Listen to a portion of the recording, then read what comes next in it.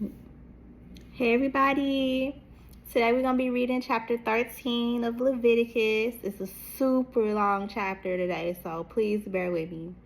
After I get done reading scripture, I'm going to explain, what I think about it, how I feel about it. And I'm not an expert at scripture at all, so please do not lean on my understanding, but trust in the Lord for understanding and for guidance. And if I mispronounce any names, places, people, anything like that, I do apologize. And without further ado, let's get started. Oh, and I'm reading out of my Bible. It's the New Living Translation for those who want to follow along. Okay. The Lord said to Moses and Aaron, if anyone has a swelling or a rash or a discolored skin that might develop into a serious skin disease, that person must be brought to Aaron, the priest, or to one of his sons. The priest will examine the affected area of the skin. If the hair in the affected area has turned white and the problem appears to be more than skin deep, it is a serious skin disease, and the priest who examines it must pronounce the person ceremonially unclean.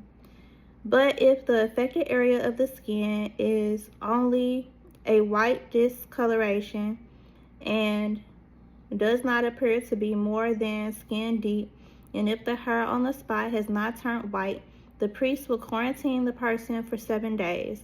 On the 7th day, the priest will make another examination.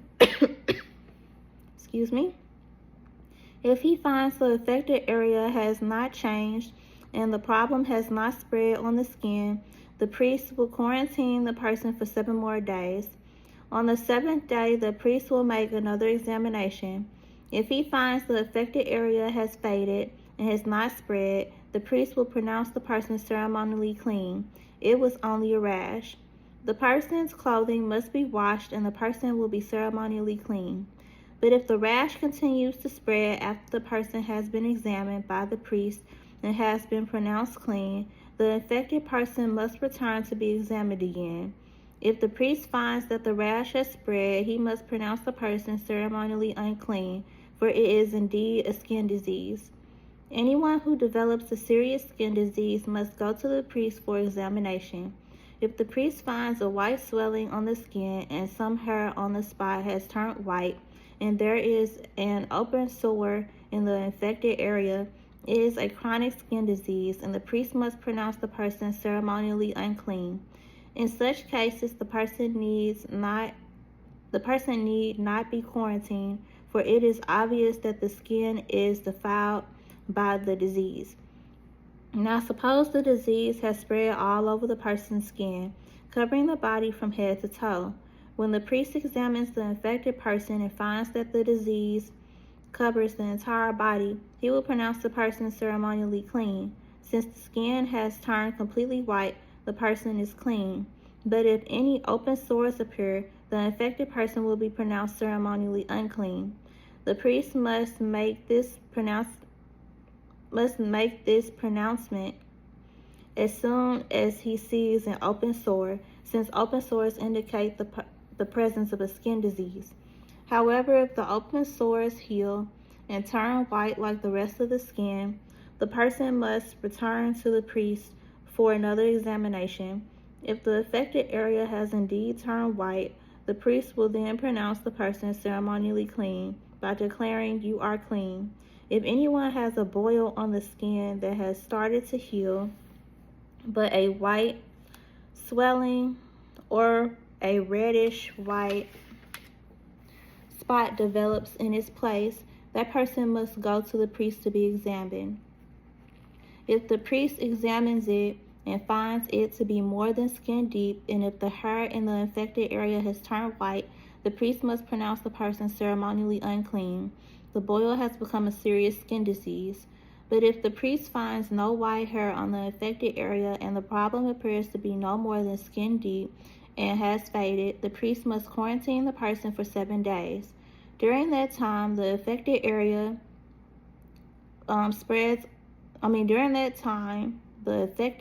spreads on the skin. The priest must pronounce the person ceremonially unclean because it is a serious disease. But if the area grows no larger and does not spread, it is merely the scar from the boil, and the priest will pronounce the person ceremonially clean. If anyone has suffered a burn on the skin and the burned area changes color, becoming either reddish white or shiny white, the priest must examine it.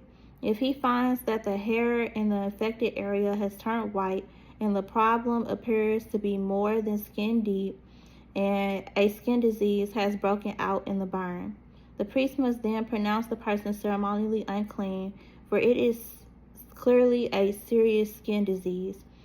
But if the priest finds no white hair on the affected area and the problem appears to be no more than skin deep and has faded, the priest must quarantine the infected person for 7 days. On the 7th day, the priest must examine the person again.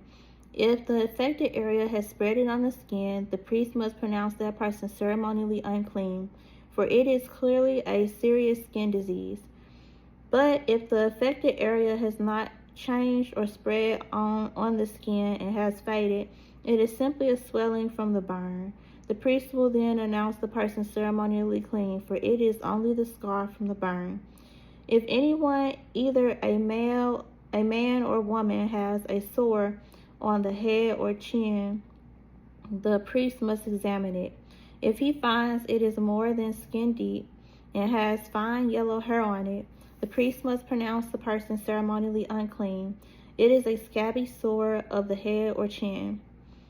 If the priest examines the scabby sore and finds that it is only skin deep, but there is no black hair on it, he must quarantine the person for 7 days. On the 7th day, the priest must examine the sore again. If he finds that the scabby sore has not spread and there is no yellow hair on it, and it appears to be only skin deep, the person must shave off all hair except the hair on the affected area. Then the priest must quarantine the person for another 7 days. On the 7th day, he will examine the sore again. If it has not spread and appears to be no more than skin deep, the priest will pronounce the person ceremonially clean.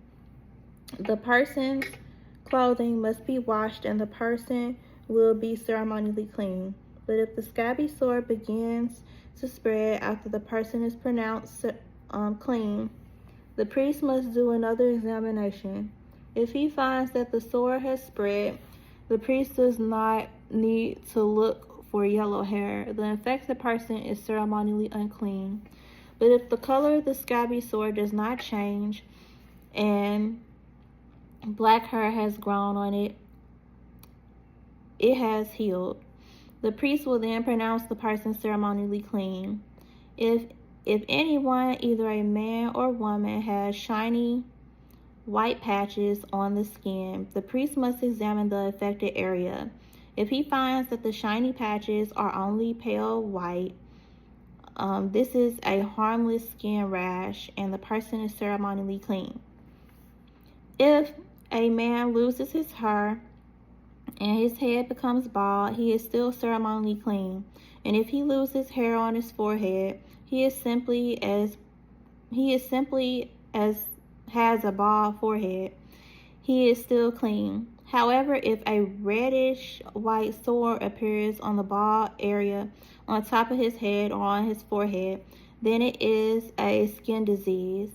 The priest must examine him, and if he finds swelling around the reddish white sore anywhere on the man's head, and it looks like a skin disease, the man is indeed infected with a skin disease and is unclean.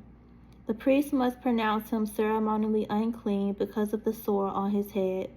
Those who suffer from a serious skin disease must tear their clothing and leave their hair uncombed. They must cover their mouth and call out, "Unclean, unclean." As long as the serious disease lasts, they will be ceremonially unclean. They must live in isolation in their place outside the camp.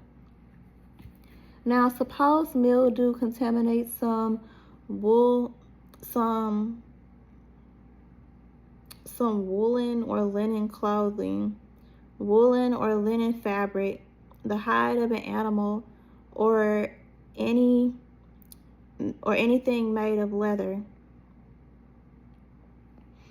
If the contaminated area in the clothing, the animal hide, the fabric, or the leather article has turned greenish or reddish, it is contaminated with mildew and must be shown to the priest. After examining the affected spot, the priest will put the article in quarantine for 7 days. On the 7th day, the priest must inspect it again. If the contaminated area has spread, the clothing or fabric or leather is clearly contaminated by a serious mildew and is ceremonially unclean, the priest must burn the item, the clothing, the woolen or linen fabric, or piece of leather, for it has been contaminated by a serious mildew. It must be completely destroyed by fire. But if the priest examines it and finds that the contaminated area has not spread in the clothing, the fabric, or leather, the priest will order the object to be washed and then quarantined for 7 more days. Then the priest must examine the object again. If he finds that the contaminated area has not changed color after being washed, even if it did not spread, the object is defiled. It must be completely burnt up, whether the contaminated spot is on the inside or outside. But if the priest examines it and finds that the contaminated area has faded after being washed, he must cut the spot from the clothing, the fabric, or the leather. If the spot later reappears on the clothing, the fabric, or the leather article, the mildew is clearly spreading, and the contaminated object must be burnt up. But if the spot disappears from the clothing, the fabric, or the leather article after it has been washed, it must be washed again, and then it will be ceremonially clean. These are the instructions for dealing with mildew that contaminates woolen or linen clothing, or fabric, or anything made of leather. This is how the priest will determine whether these items are ceremonially clean or unclean. Thus ends the reading of chapter 13 of Leviticus. So as you guys already guessed, this chapter was about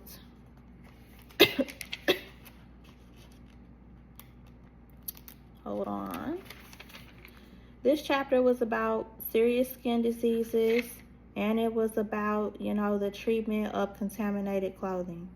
So,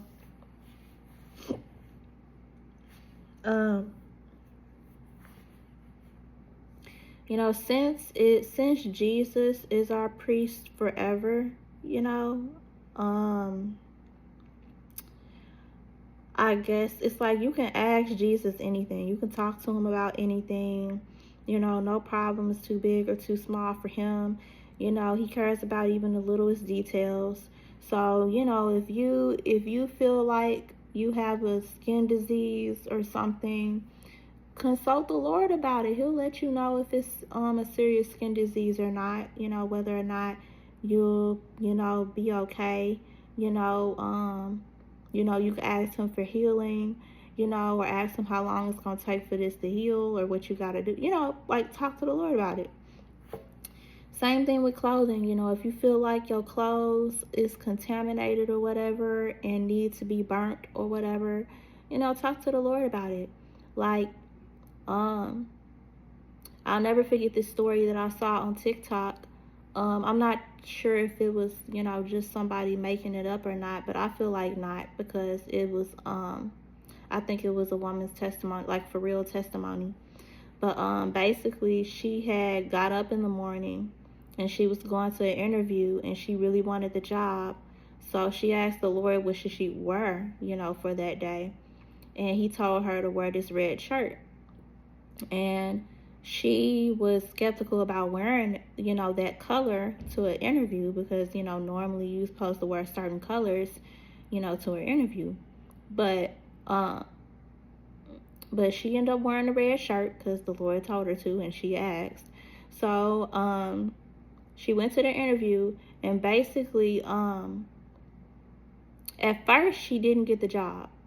She went through the whole interview process and everything, And after that, the interviewer was like, we're not going to hire you, for the job or whatever. So as she was leaving out, the interviewer basically complimented her on her shirt. And, she said, thank you and everything. And basically a conversation got started based off of, that shirt. And then come to find out, they ended up hitting it off. Her and the interviewer ended up hitting it off from their conversation starting off, with that shirt. And then the interviewer changed their mind and said that they were going to, give her the job. So she would not have got that job had she not worn that shirt that day. So, it's like the littlest details truly do matter. Like, one little decision can change the course of a person's life. So I had to tell that testimony again because it's such a good one. And it's like when I was reading about the clothing and stuff like that, I was just reminded of that, And it's something that I want to do. Like, that young lady had a relationship with the Lord to where she literally asked him about every aspect of her day. She made sure that whatever she did, it was Jesus approved. Like, from what she wore, that day, to where she went, who she talked to, she made sure that she was truly walking the path of the Lord. Like, she was truly, to me, being a child of God, and literally just, doing whatever it is the Lord told her to do. Like, it reminds me of how I grew up. Like, when you grow up as a child, you have to wear what your parents lay out for you. That is, if you have parents that did that. But, like, you have to wear whatever your parents provide for you in terms of clothes. Because, you can't buy your own clothes. You got to eat whatever they provide for you. You have to go wherever they tell you to go. You have to do whatever it is they tell you to do. And I want to get to that point with the Lord, like, for real. Like, I'm tired of adulting. Like, I'm tired of, making decisions for myself and having to try to figure everything out,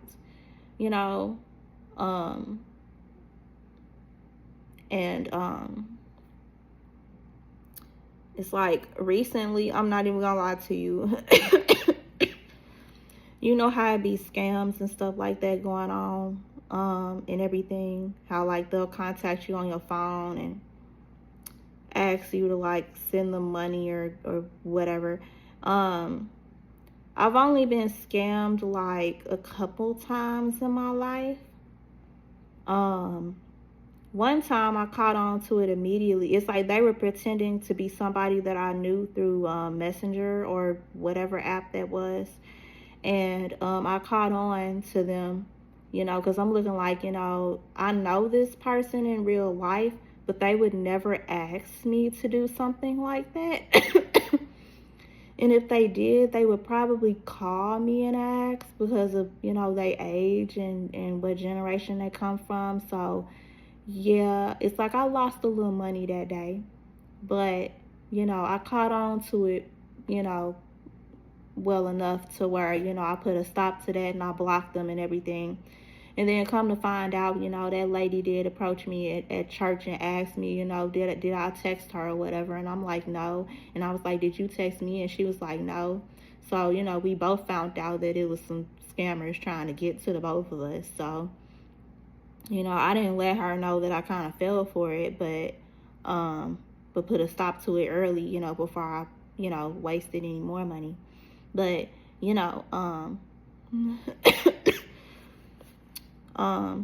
so that was a time that I had got scammed. It was like such a long time ago, like years ago, but I still remember it though. But this time, okay, I don't know if this was a scam or not, but whether it was a legit company or not, it's still something that I shouldn't have did, and I feel like I should have waited on the Lord's, direction in terms of that.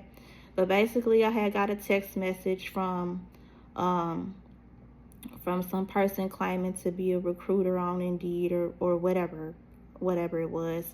And they basically had an online job position, and they, gave me a number to text, if I was interested in the position. So I had got a text message like this before from from the same person. The first time I ignored it because I thought it was sketchy and stuff like that, because I'm not used to getting jobs like that, I'm used to actually, going on Indeed or going on an official website, and actually doing an application, like a paper application, and them emailing me talking about they got my application, they would like to do an interview, and me actually talking on the phone with somebody in order to set up the interview and stuff, and or emailing the person who said that I can get an interview, and setting it up that way. And then you guys already know, you go to the place, you interview, you do the interview in person, you all dressed up and everything for the interview, and you end up and you end up answering all of these questions and stuff, and then they'll get back to you basically with with the job. So like none of that happens. Like these people, like the first time they texted me, of course, like I said, I didn't answer it or anything because, I thought it was sketchy. But the second time they texted me,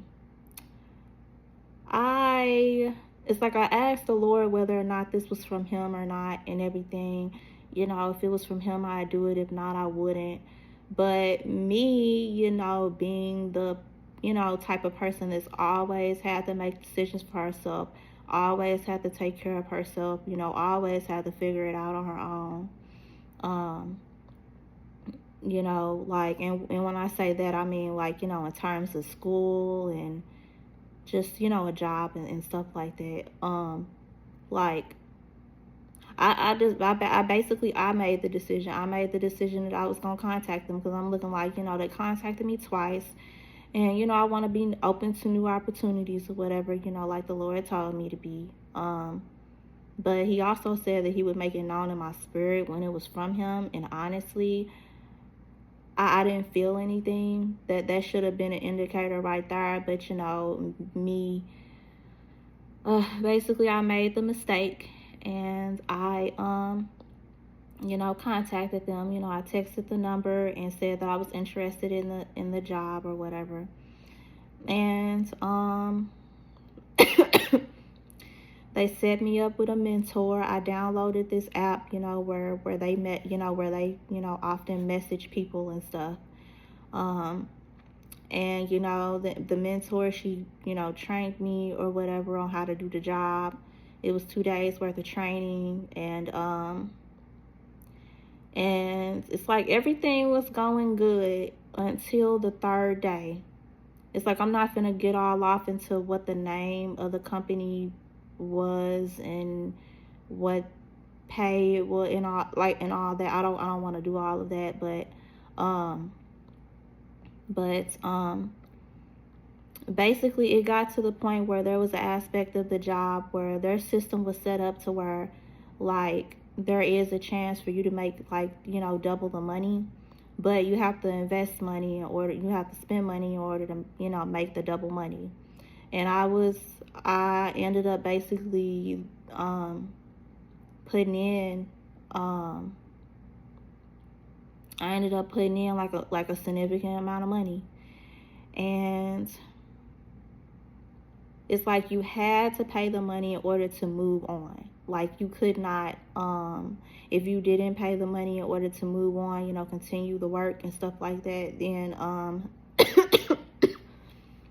then you were basically just out of money. So because of this, it was the way it was all set up and just everything that I just did not like it. I was stressed out. I was, going through the motions and everything. I even cried to the Lord, honestly, because, like, it was dumb. It was a dumb mistake on my part. I should have never did it. I should have waited, on the Lord, to respond to me, like, it's not like I was hurting for money at the time or anything. Like, I know I was getting low on money, but, like, it's not like I was hurting for it. It's like I fell for a trap.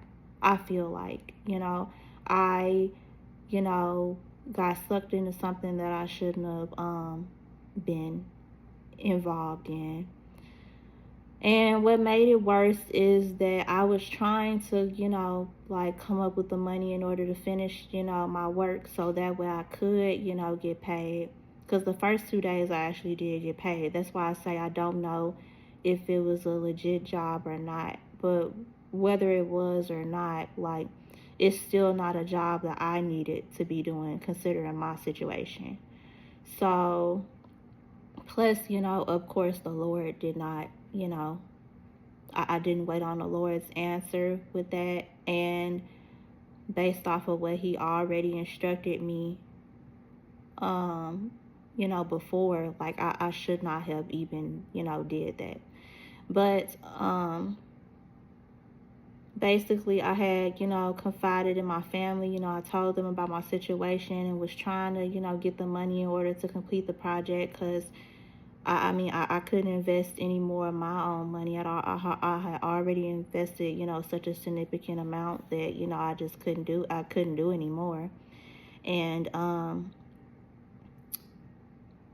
after I, cried to the Lord some more and poured out my heart to Him and stuff, I listened to some church music and praised Him, even though I was going through what I was going through at the time. And I calmed down and I ate some food, because, I hadn't ate all that day either. So, I was going through all that while I was hungry. So I ate some food, calmed down. And then I made the decision that I was not going to pay any more money, because I wasn't comfortable with doing that. I wasn't comfortable with accepting any money from my family in order to, pay this off. And I went on ahead and quit the job. So I no longer have to deal with that. I woke up this morning at peace, because I no longer had to worry about any of that. So I apologize to my family for even involving them in that, even, like, telling them about that and them worrying about me and stuff, because I don't want them to worry, about me and everything, and stuff happens, so basically the consequences for my actions was, having to hear from my family when I did call and tell them about my situation. I had to hear about how that sounds sketchy, that's a scam and all this other stuff. Um, or, even if it was legit, that's not something that I should have even did, like, as soon as they had started asking for large amounts of money, I should have stopped it right there, like, while I was ahead, while I could have, saved myself from, you know, from investing and making a big mistake. So, like, I had to hear that, which I really didn't want to hear, while I was going through it. I really didn't want to hear all of that. But, I mean, I knew that they were right, you know. And I'm happy that they did not, feel rushed or anything to make a rash decision just because I was in a panic and trying to make a rash decision in order to get myself out of a bad situation that I put myself in, basically. So yeah, I had to apologize to my family for that. And I was like disappointed with myself for even falling for that, and for even getting myself in that situation. Like I said, if whether it was a scam or not, like whether it was a legit job, company, business and everything or not. Like, I shouldn't have been in that situation, because I realize now that wasn't the Lord. So, um, that wasn't meant for me. So, because I feel like the job or whatever, like however the Lord is gonna fix my situation, like I feel like when He does, it's gonna bring me peace, it's gonna bring me joy, it's gonna bring me security, it's gonna bring me provision and stuff like that from Him. I shouldn't be stressed out, I shouldn't be crying, I shouldn't be worried or anxious or anything like that, from anything that the Lord, gives me, blesses me with. So, I just realized that it wasn't, from the Lord. And it reminds me of how the devil gets you. It's like when he dangles something in your face, and everything, it look good, it sound good. When you first start off for a few days or whatever, it seemed good. And then the trouble starts. So, you know, then, it reveals its true colors, and yeah, and you probably then got screwed over a little bit, but like but you just you lost the battle, but you didn't lose the war. So yeah, I just wanted to warn y'all basically about the scam things. Don't be answering weird text messages that you get on your phone and all of that. If you need a job, do it the right way. Please, consult the Lord, with anything, everything. Don't move until He tell you to. You know, um, and that's it. Like, listen to Him. Like, follow His direction. Like, in anything, everything that you do, every decision you make, it needs to be backed by the Lord. Like, He need to give you the okay. So this is my lesson that I've learned, and I'm blessed with family members who, once I realized, my mistake, and once I, refused to pay any more money to these people, and I went on ahead and quit, my family was proud of me for making that decision. That was the best decision. And um and my and my beloved granny has, is helping me basically. The money that I lost, basically, she's going to give me back. And of course, I promised her that when I get my next refund check, from college, because I'm in college and I use loans in order to pay, for my college education. When I get my next refund check and stuff, I will give her money back, But I just thank her so much for helping me out, because like basically I got myself in a bad situation, and a lot of people, when they get themselves in a bad situation, that's just it, like they have to suffer the consequences of their actions for real. Like if they lose a lot of money, it's just gone and it's not coming back, and you got to do without it. And I had already planned to do without, but my family is truly a blessing. They help when they can. It's like, everybody has their, own issues, their own things that they, have to work on and stuff. Um, we all probably got some type of, grievances or whatever with our family members for whatever reason. But you could tell when they love you, and when they'll help you out and do stuff for you and stuff. So um I'm just thankful for the Lord helping me out through my family. And I just pray that I get to the point where, like, in everything that I do, I ask Him, and I do what He says do, and I can just have a peaceful life. Like, I never want to go through that again. Like, it's to the point where I had to pray to the Lord. I'm like, Lord, when you do offer me a new opportunity or something like that, like I don't even know if I wanted to be the in the same way that this just happened. Like, I don't even know if I wanted to be through a text message on my phone. You know what I'm saying? Like, I'd rather it be like, I don't know, a real person. Like I'm actually at somebody's company or whatever, and they actually want to offer me a job, and I know it's legit because I'm standing here and I'm talking to the person, type thing. Um, like, it'd be cool if I was actually at a hospital and a person that actually worked at the hospital was like, "Hey, you want a job?" Like,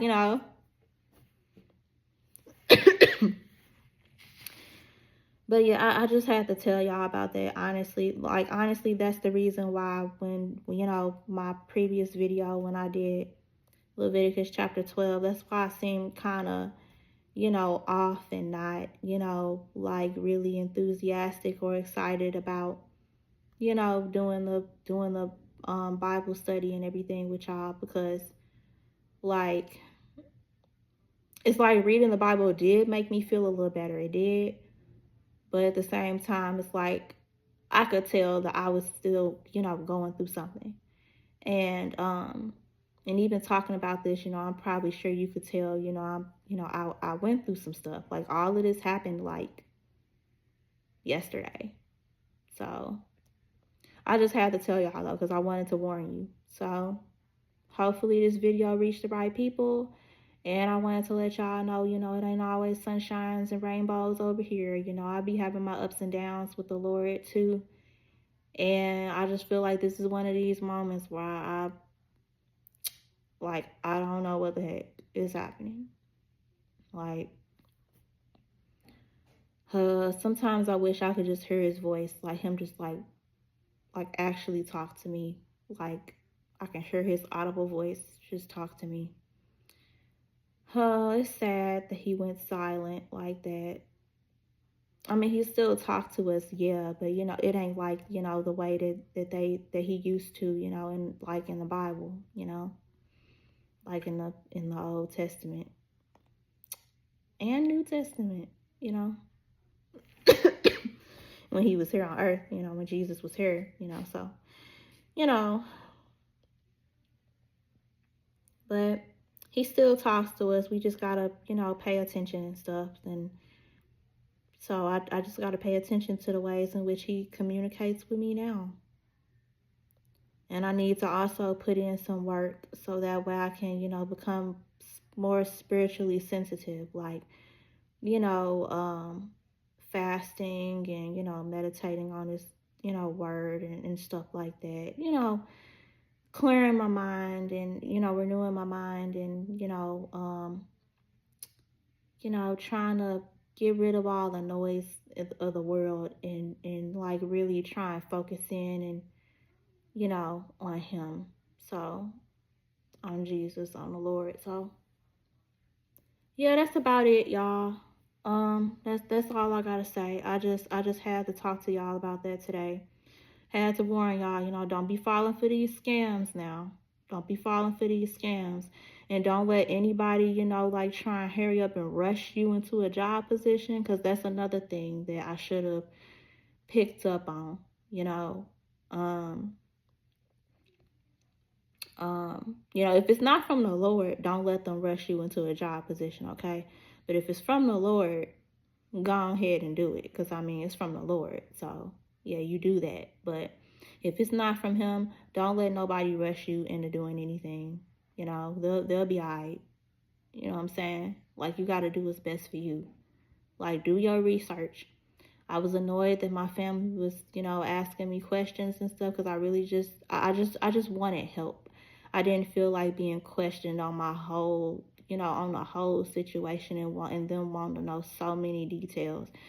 But, I'm glad that they did, because, I realized it was just dumb, the situation that I got myself in. Like, why didn't I pick up on that?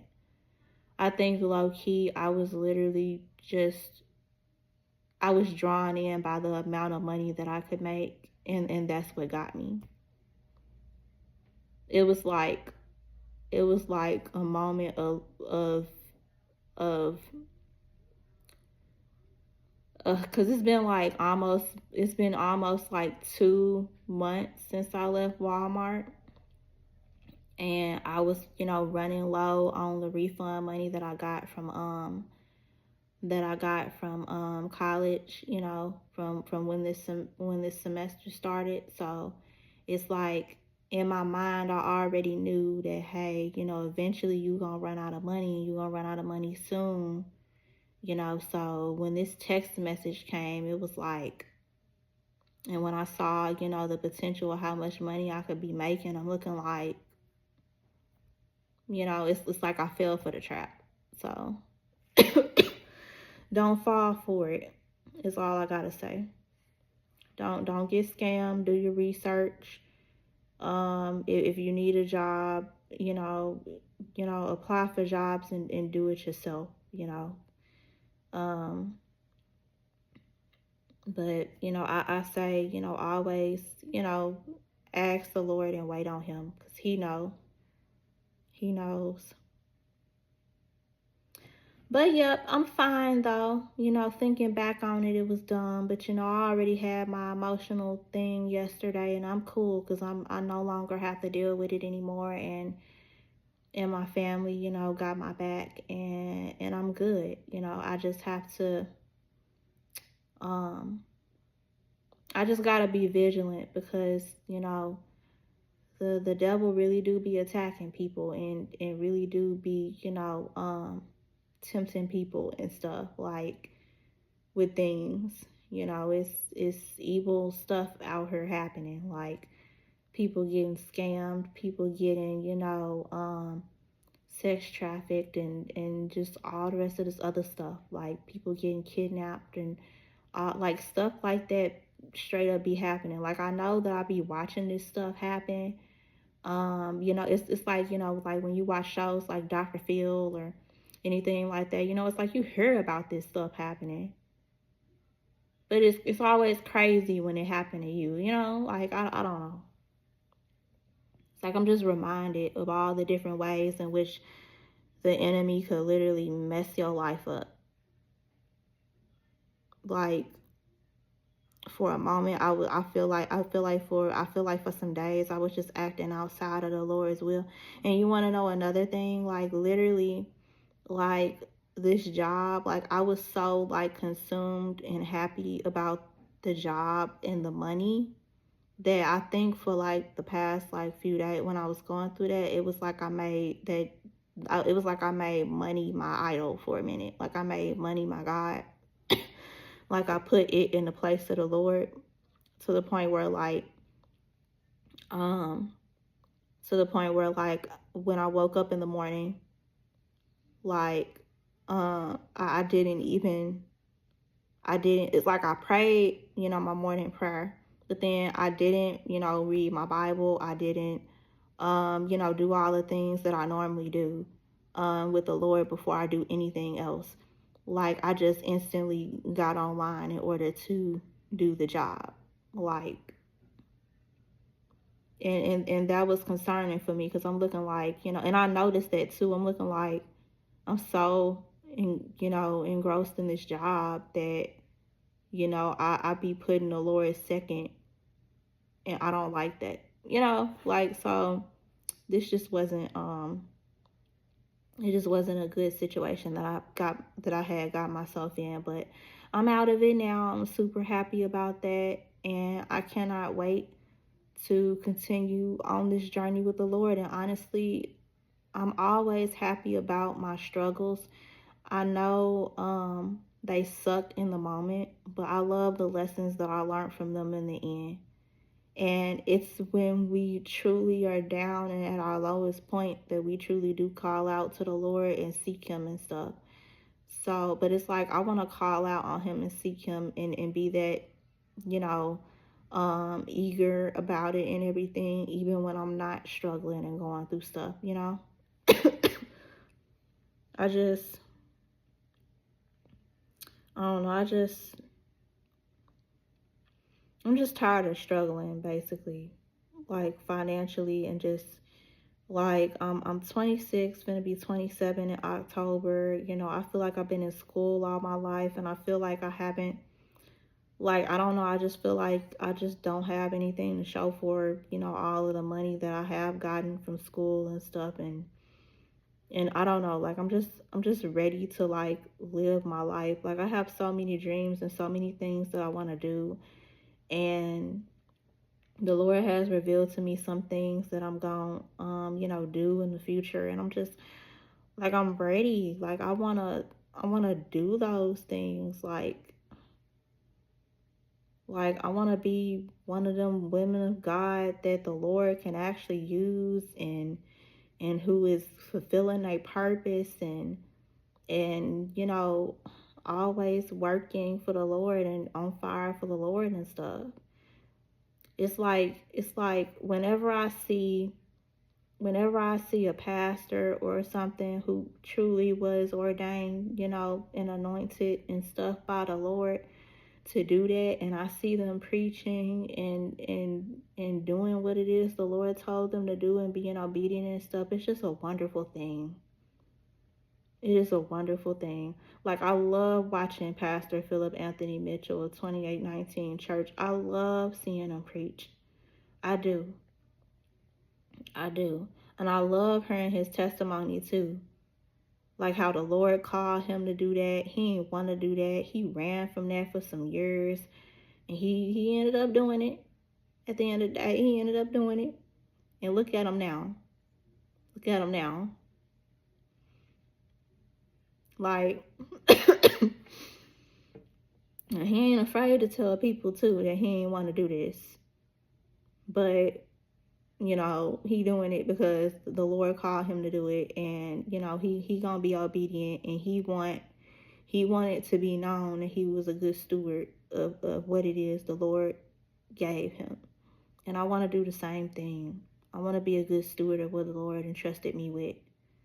Like, this life is not my own. I'm supposed to be a good steward of my time here on this earth. I'm supposed to be, you know, y'all know what I'm trying to say. But it's like I also have to enjoy the little things. Like, I have to enjoy the process. Like, I have to enjoy the little tasks that he is having me do now. You know, I have to enjoy the building of my relationship with him. I have to enjoy this training period that he's got me in. You know, this period of trusting in him for provision and stuff like that. You know, I have to enjoy the little stuff, because, and I got to be faithful in the little, so that way when we get to the big, I'll be okay. So that's it. That's all I wanted to say. We are already 48 minutes in. So thank you so much for listening. I love you. Jesus loves you. Have a blessed day. Bye.